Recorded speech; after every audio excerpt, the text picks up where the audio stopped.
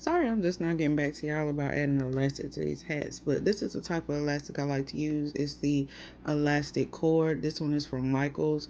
Most of the time it's like the beading and bracelet elastic, so you can get it from Amazon, Michaels, anywhere, like any craft stores.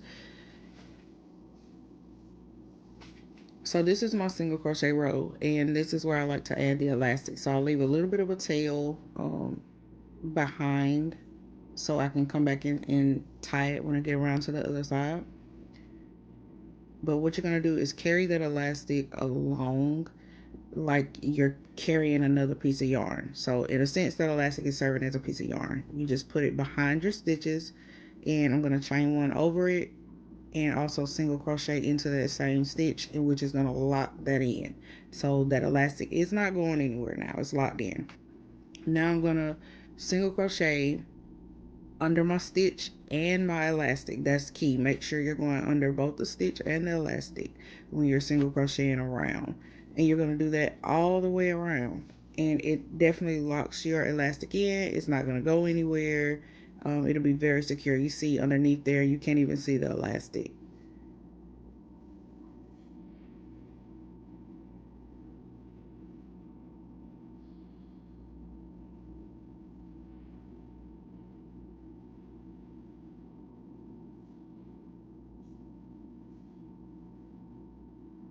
Now we're at the end of the hat.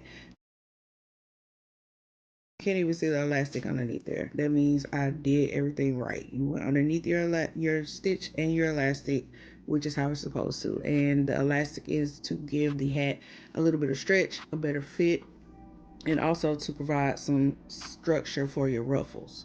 So we're going to finish up these last few stitches, and I'm going to slip stitch to close.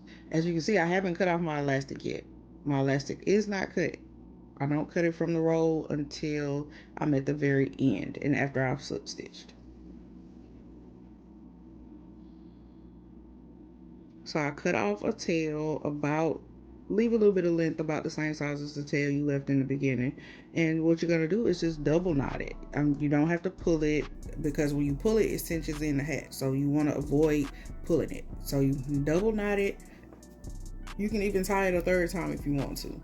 I don't cut off those ends. I weave them back in underneath those stitches where I crocheted over it. So that way I let the customer know if they need to adjust the hat, they can do that themselves.